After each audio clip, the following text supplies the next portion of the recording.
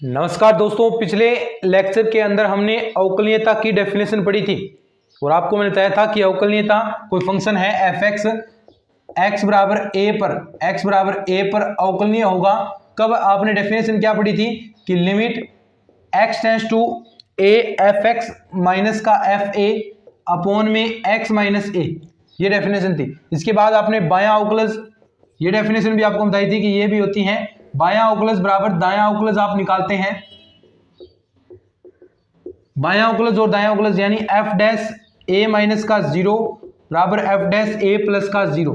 अगर ये दोनों बराबर आते हैं, इनके भी फॉर्मूले आपको बताए थे कि limit h tends to 0 f a minus का एफ ए अपॉन माइनस का एच बराबर होना चाहिए limit h tends to 0 f a plus का एच माइनस का एफ ए अपॉन में एच। तो ये दोनों अगर बराबर होते हैं बायां अवकलज और दायां अवकलज, तो वो जो फंक्शन आपका था x बराबर a पर अवकलनीय कहलाएगा। ये तो हमने डेफिनेशन से पढ़ा। अब हम पढ़ने वाले हैं ग्राफ से, यानी सीधा सा मतलब है कि ग्राफ से आप कैसे, यानी किसी वक्र या कोई फंक्शन है उसका ग्राफ बन रहे हैं, उससे आप कैसे बता सकते हैं कि ये जो फंक्शन है इस बिंदु पर आपका अवकलनीय होगा, इस बिंदु पर नहीं होगा। तो देखो सिंपल सी बात है, डेफिनेशन आपने पढ़ी है अवकलन की डेफिनेशन क्या होती है? परिवर्तन की दर निकालना। तो ऐसे जहां पर वक्र ऐसा बिंदु जिस पॉइंट पर आपका फलन, या तो देखिए फलन है वो, या तो आपका क्या हो, जो आपका परिवर्तन है उसके अंदर अचानक परिवर्तन आ जाए, यानी अब चलता चलता ऐसे वक्र चल रहा है और अचानक ऐसे परिवर्तन आ जाए, यानी वक्र चल रहा था ऐसे आराम से और ऐसे अचानक परिवर्तन आ गया। अचानक जहां पर परिवर्तन आएगा, देखो जो आपके मोड़ हैं, सड़कों पर गाड़ी चला रहे हैं तो अचानक से मोड़ आ जाते हैं, कई मोड़ ऐसे हैं जो अचानक खड़े मोड़ आ जाते हैं, तो वहां पर वो जो वक्र है वो देखो अचानक परिवर्तन होगा, उस पर अवकलनीय नहीं होगा। और अगर कोण बन रहा है, जैसे यहाँ पर किसी बिंदु पर ऐसे कोई वक्र चल रहा था और ऐसे कोण बन गया, कोई एंगल बन रहा है, तो वहां पर भी आपका फंक्शन जो ये पॉइंट होगा, जिस पॉइंट पर ये कोण बन रहा है x बराबर a पॉइंट पर, ये आपका फंक्शन अवकलनीय नहीं होगा। तो ये सीधी सी डेफिनेशन है, सीधी सी डेफिनेशन। नॉर्मल डेफिनेशन क्या है कि कोई आपका जो फलन है f(x) में या तो कोई अचानक परिवर्तन होता है, अचानक परिवर्तन होगा, या फिर अचानक परिवर्तन या फिर कोई कोण बन रहा है किसी बिंदु पर, तो जिस बिंदु पर आपका कोण बनेगा तो वहां पर ये आपका फंक्शन है वो अवकलनीय नहीं होगा। ठीक है, लिखो इस बात को, जो भी चीज है एक बार थोड़ा सा देख लो इसको, फिर आगे हम कुछ फंक्शंस के रूप में हम करते हैं इसे। ठीक है, अब हम चेकआउट करते हैं। आपको फंक्शन दे दिया नंबर 1 पर sin x। ठीक है, अब sin x का ग्राफ थोड़ा बहुत याद रखो करो भी, यानी मैंने पहले आपको बताया भी था कि कैसे ग्राफ आता है, तो अभी चीजें याद रखनी है। तो sin x का ग्राफ कैसे बनता है? sin x का ग्राफ ऐसे बनता है। अब देखो ये जो पॉइंट है वो आपका हमेशा सर्वत्र क्या चल रहा है, लगातार ये वक्र चल रहा है, इसके अंदर अचानक परिवर्तन नहीं हो रहा है, यानी कोई भी ऐसा बिंदु नहीं है जिस पर अचानक परिवर्तन बन रहा है, और ऐसा कोई पॉइंट भी नहीं है जिस पर, जहां से स्टार्ट हुआ है बीच में ऐसा कोई पॉइंट भी नहीं है जहां पर ये आपका कोई कोण बन रहा है। देखो लगातार ये वक्र चल रहा है। तो देखो एक चीज आपने सतत वाली पढ़ी थी, यानी कोई वक्र लगातार चल रहा है, तो ये मस्ट भी कंडीशन है अवकलनीयता के लिए कि कोई फंक्शन है अवकलनीय होगा, यानी अगर अवकलनीय फलन हो रहा है तो वो पहले सतत जरूर होगा, ये मस्ट कंडीशन है। क्योंकि देखो सतत वक्र है, यानी सबसे पहले तो वो वक्र लगातार तो चलना चाहिए, तब तो आप परिवर्तन निकालोगे। परिवर्तन कब निकालोगे? जब लगातार चल रही है, जहां पर अचानक परिवर्तन हुआ या नहीं हुआ, तो कोई वक्र, सबसे पहली कंडीशन यही है कि वक्र आपका क्या होना चाहिए? सतत होना चाहिए, उसके बाद ही आप अवकलनीयता की जांच करेंगे। अगर वक्र सतत नहीं है तो आपका जो फंक्शन है वो अवकलनीय भी नहीं होगा। लेकिन यदि सतत है तो ये जरूरी नहीं है कि वो अवकलनीय हो, क्योंकि सतत वक्र में भी अचानक परिवर्तन आता है। अभी आपको मैं उदाहरण दूंगा, देखो ये चीज समझे ना आपने। अब देखो sin x है, तो sin x क्या होता है? सर्वत्र सतत, ये तो आपने हम पहले ही पढ़ा है, तथा अब क्या हो गया? सर्वत्र क्या हो गया रे? अब अवकलनीय भी हो गया। तो ये बात याद रखनी है। जैसे अब हम बात करें cos x का वक्र लें, दूसरा cos x। अब cos x का वक्र कैसे बनता है? यहां से स्टार्ट होगा, ऐसे ही ये आपका आगे बढ़ता जाएगा, तो ये वक्र भी आप देख सकते हैं, cos x का वक्र भी क्या है? कोस एक्स का वक्र भी देखो आपका ना तो कोई इसी में अचानक परिवर्तन हो रहा है, और ये देखो लगातार ये वक्र भी चल रहा है, सतत भी है, तो यानी कोस एक्स भी क्या है, सर्वत्र सतत तथा सर्वत्र अवकलनीय। और आपको पता ही है इसका आप अवकलन करेंगे कोस का क्या होता है माइनस साइन एक्स, और साइन का करेंगे तो कोस एक्स होता है, तो यानी ये आपके हैं वो सर्वत्र अवकलनीय होते हैं। ठीक है, अब एक इंपॉर्टेंट चीज आपके लिए मैं लेकर आता हूं, देखो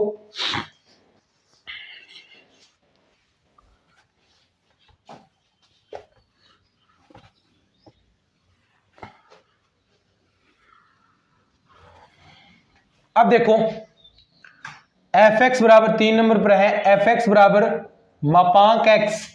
आपने कभी इसका अवकलन किया है क्या? वैसे क्वेश्चन में कभी मापांक एक्स का कोई अवकलन कर पाया है क्या? वैसे भी आप समझ सकते हैं चीजों को। और वक्र से देखो यहां पर आप वैल्यूज रखेंगे, यहां पर आपने ये तो आपका हो गया एक्स एक्सिस, ये होगी आपकी एक्स डैश, ये वाई होगी, ये वाई डैश होगी। अब देखो यहां से वक्र आप 0 रखेंगे तो यहां पर आएगा बिंदु, और जैसे जैसे आप वैल्यू बढ़ाएंगे तो इसके साथ साथ ही बढ़ता जाएगा ना, 1 यहां पर आ गया, 2 आ गया, 3 आ गया, 4 आ गया, यानी ऐसे, यानी जैसे x का मान बढ़ रहा है वैसे y का मान भी बढ़ेगा, तो वक्र आपका ऐसा बन गया।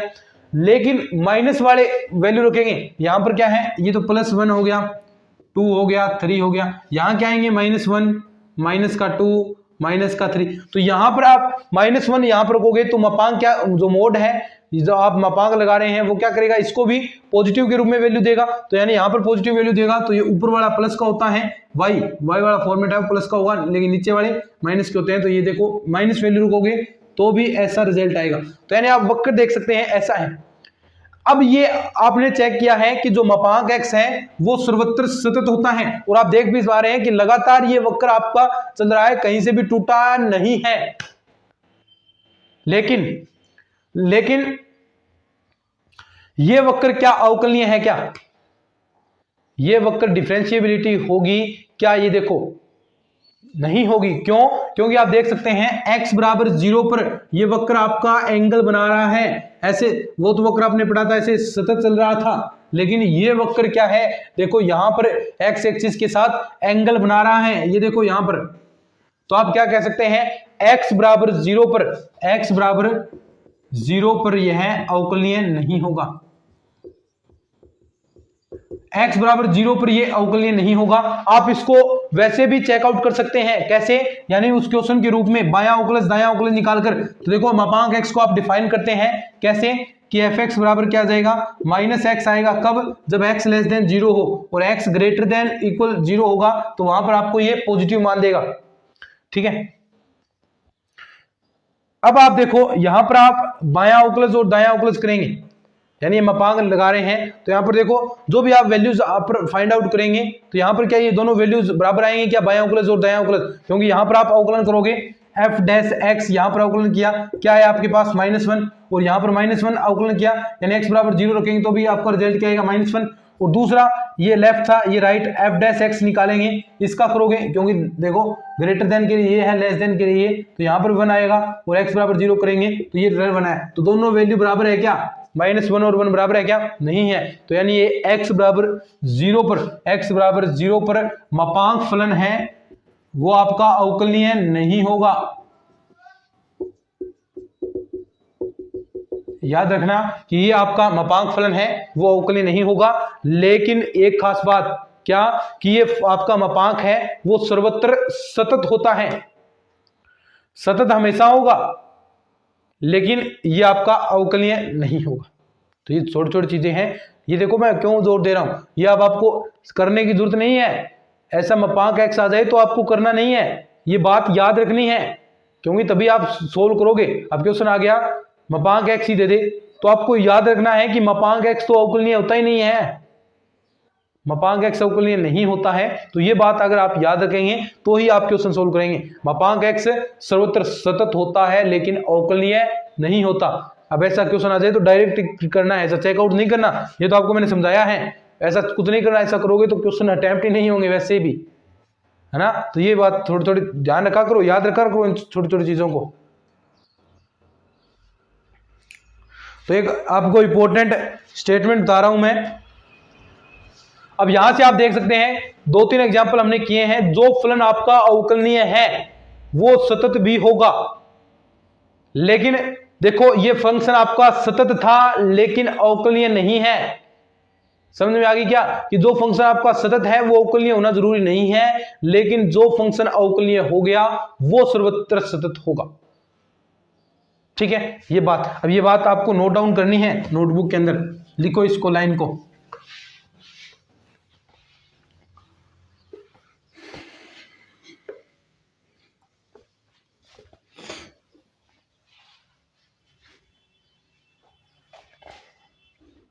नोट लगा लेना और याद रख लेना इस बात को, याद रखनी है इस बात को, इंपॉर्टेंट है ये। क्या सत्य असत्य कथन के अंदर पूछी जा सकती है कि फलन f(x) आपका यदि अवकलनीय है, f(x) यदि अवकलनीय है, या आप लिख सकते हैं क्या कि प्रत्येक अवकलनीय फलन, ये भी लाइन लिख सकते हैं, अच्छी रहेगी, कि प्रत्येक अवकलनीय फलन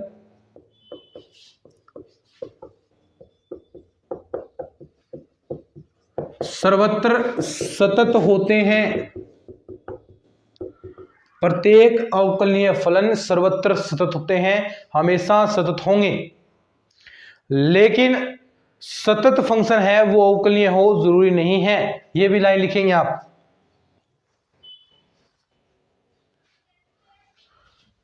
साथ में लिख सकते हैं परंतु इसका विलोम सत्य होना आवश्यक नहीं है, परंतु इसका विलोम, ये लाइन लिख सकते हैं, विलोम सत्य होना आवश्यक नहीं है।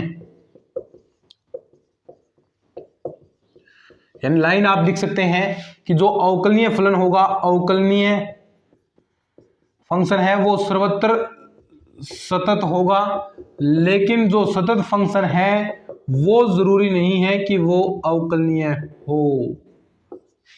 ठीक है, ये आप स्टेटमेंट आप लिख सकते हैं।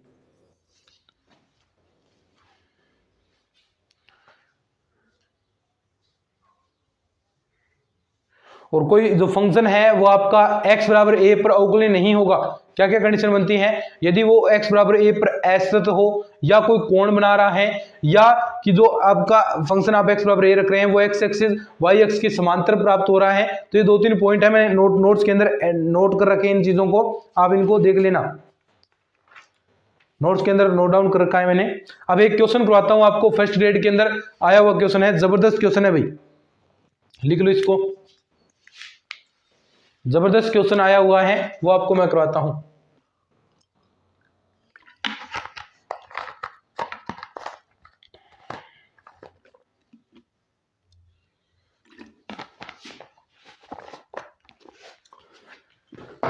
फर्स्ट ग्रेड के अंदर क्वेश्चन आया है,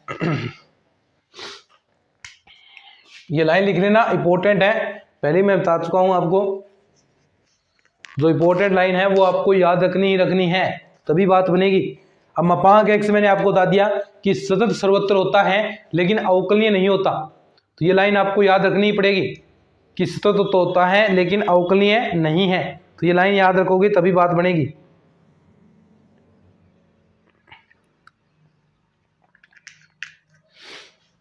चलिए आगे बढ़ते हैं, क्वेश्चन करते हैं एक जबरदस्त।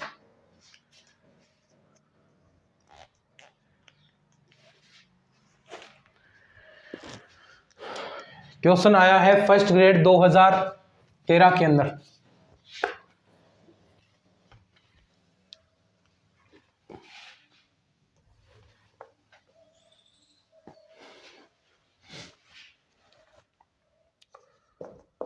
फर्स्ट ग्रेड 2013 क्वेश्चन था कि मापांक x-1 का मापांक किस बिंदु पर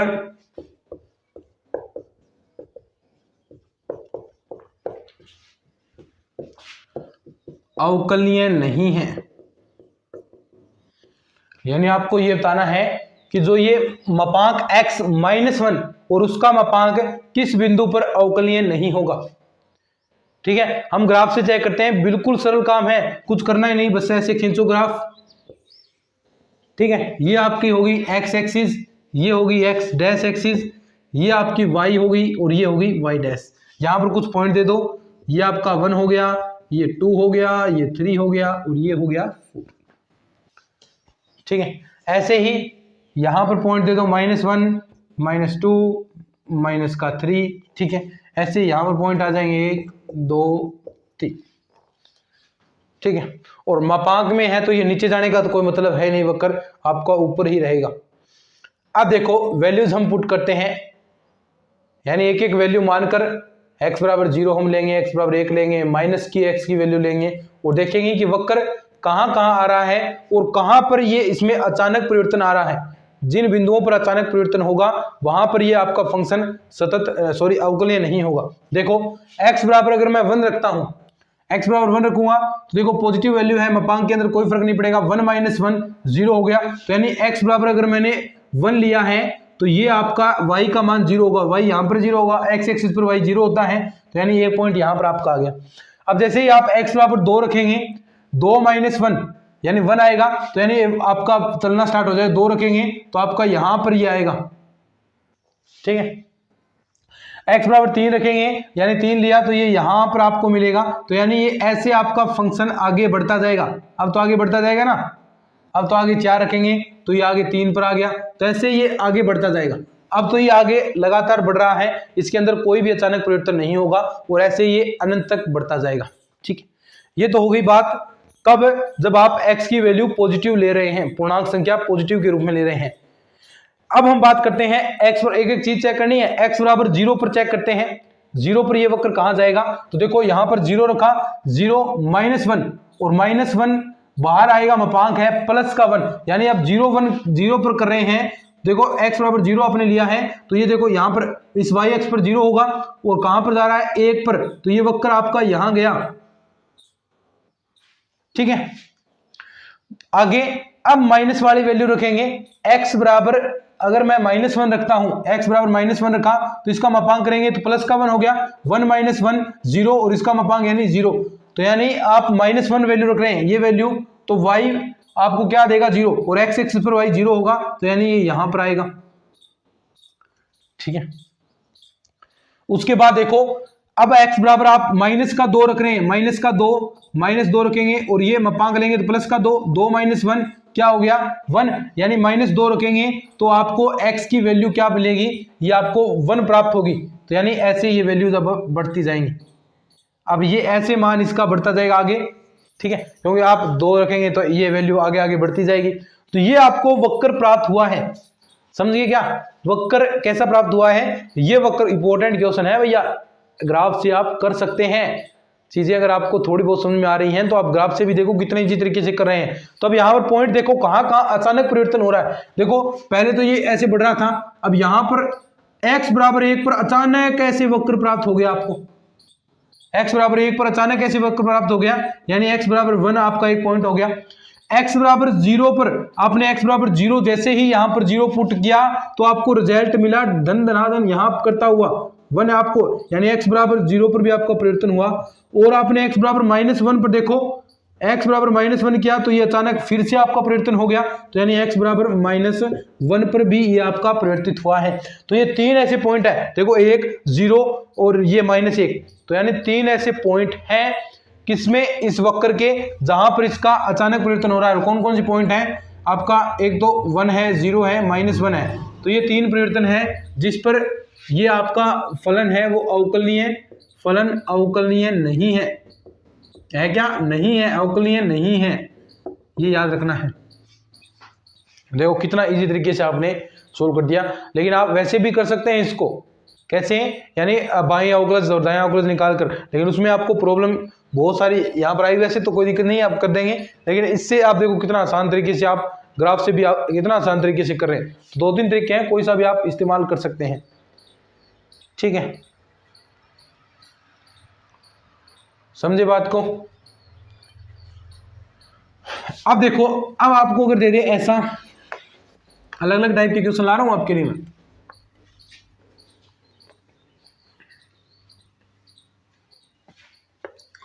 अगर अब आपको दे दे कि मापांक के अंदर क्वेश्चन है ऐसा, मापांक के अंदर x-1 किस पर अवकलनीय नहीं है, किस पर अवकलनीय नहीं है।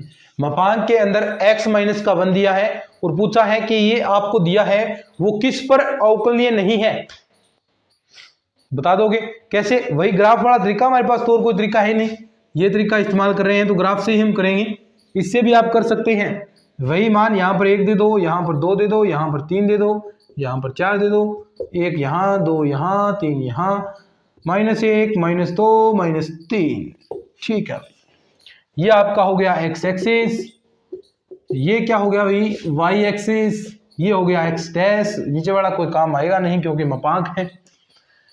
x -1, अब वही तरीका, हमें तो वैल्यूज रखनी है, तो सबसे पहले अगर हम x बराबर यहां पर 1 पुट करते हैं, तो देखो 1 पुट करेंगे तो 1 - 1 0, यानी एक पॉइंट आपका ये आ गया,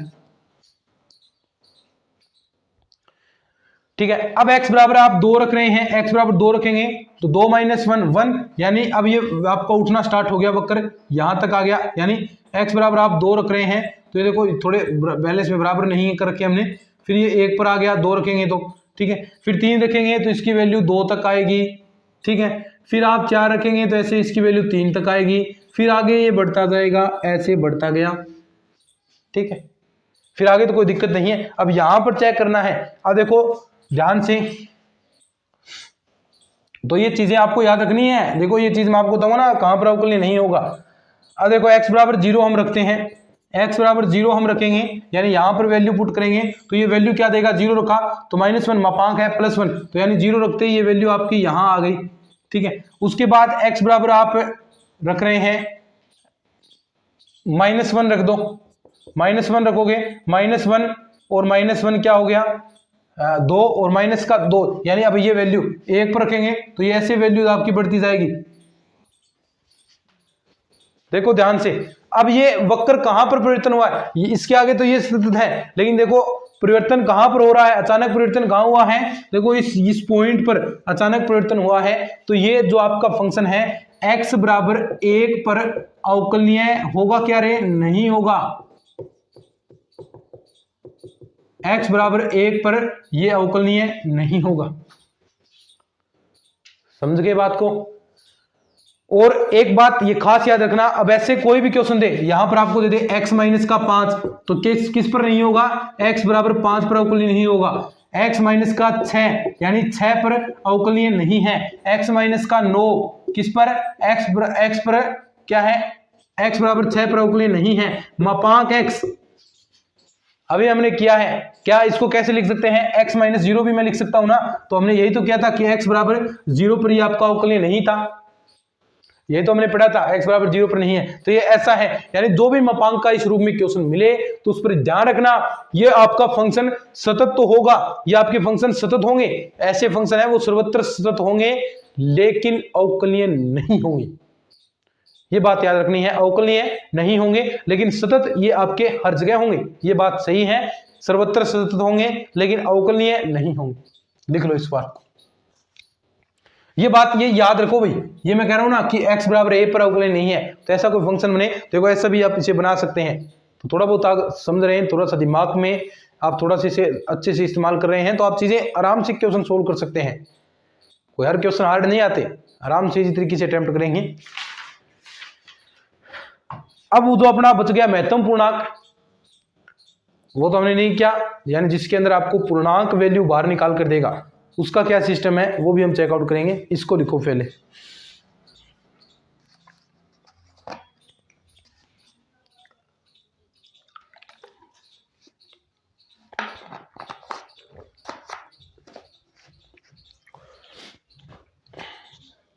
बस ये आपका कंप्लीट हो गया। अब कुछ क्वेश्चन प्रैक्टिस करनी है, अवकलनीय होगी, उसके बाद अवकलन स्टार्ट करेंगे। साइन का कोस एक्स होता है, कोस का माइनस साइन एक्स होता है, साइन इनवर्स का 1/√- 1 - x स्क्वायर होता है, कोस का माइनस का 1/√1 - x स्क्वायर होता है। तो ये अवकलन करेंगे, e की पावर x का e की पावर x होता है, e की पावर x का e की पावर x log a होता है, x की पावर n का nx n-1 होता है। तो ये अब अपन करने वाले हैं, √x का 1/2 √x होता है। अब ये इसमें मजा आएगा और फटाफट हम इसको कंप्लीट करेंगे, ज्यादा कोई दिक्कत वाली नहीं रही है। ये चीजें समझ में आ गई ना। लिमिट वाले में प्रश्न आते हैं, अवकलन वाले में भी 2-3 प्रश्न क्वेश्चन हूबहू पूछ लेता है, तो ये भी थोड़ा सा आपको याद रखना है। और बिल्कुल हम आराम तरीके से 2-2 क्लासेज आपके लिए डाल रहे हैं रोजाना, लगभग 1-1.25 घंटा आपके लिए, 1 या कई बार 1.5 घंटा भी रोजाना पढ़ रहे हैं, तो आराम से हमारा सिलेबस कंप्लीट होगा। और अभी कहाँ जल्दी है सेकंड ग्रेड की, आराम से बिल्कुल मस्ती से हम सिलेबस पूरा कंप्लीट करेंगे।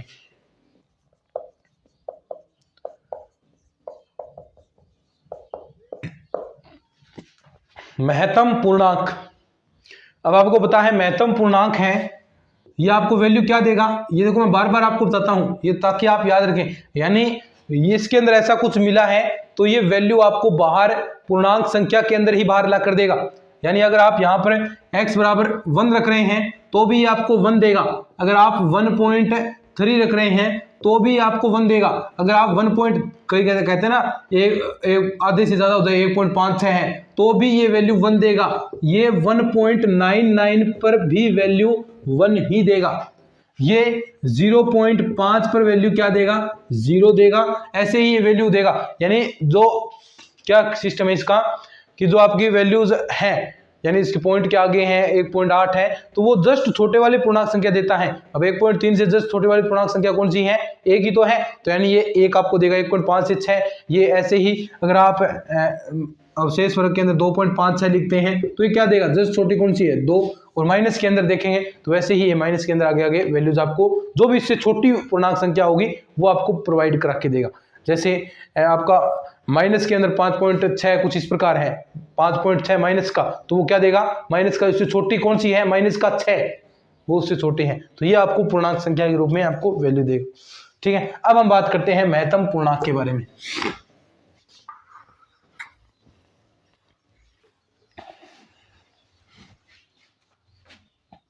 क्या है महत्तम पूर्णांक, ये अपना वही तरीका, क्या ग्राफ बनाएंगे,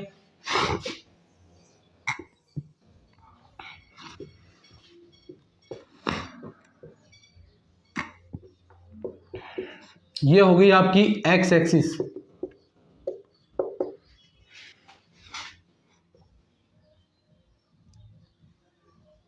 ये आपकी होगी वाई एक्स,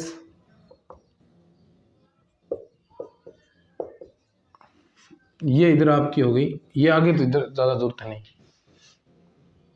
अब देखना ध्यान से, अगर हम ऐसे यहां से वैल्यू स्टार्ट करें हैं, 1 से अगर मैंने कोई वैल्यू ली है यानी 1 पर वैल्यू ली, पूर्णांक संख्या है तो वैल्यू बाहर पूर्णांक ही ला कर देगा। वैल्यू आपने ली है 1 तो ये पूर्णांक वैल्यू देगा, और 1 कहां तक वैल्यू देगा, जब तक 2 तक नहीं है, ऐसे ये वक्र चलेगा ना, फ्लैट चलेगा यहां तक। लेकिन जैसे ही 2 आ गया तो ये यानी यहां पर जैसे ही 2 आ गया तो ये पूर्णांक संख्या आपको 2 से शुरू कर देगा, और कहां तक 2 देगा, 3 तक, और 3 आ गया फिर ये ऊपर 3 से स्टार्ट हो जाएगा। अगर 4 आ गया, देखो ये 3 आ गया ना, अब 4 आ गया तो ये 4 से ऐसे स्टार्ट हो जाएगा। तो यानी आप वक्र देख सकते हैं, ये तो आपको सिस्टम तो इसका समझ में आ गया होगा, ऊपर तक दिख नहीं रहा है, ये लो दिख जाएगा। तो ये सिस्टम तो आपको समझ में आ गया। यानी 1 से 2 के बीच में यानी कोई भी वैल्यू 1.99 तक भी वैल्यू आपको ये 1 ही देगा बाहर निकाल कर, तो 1 देगा तो ऐसे वक्र चलेगा।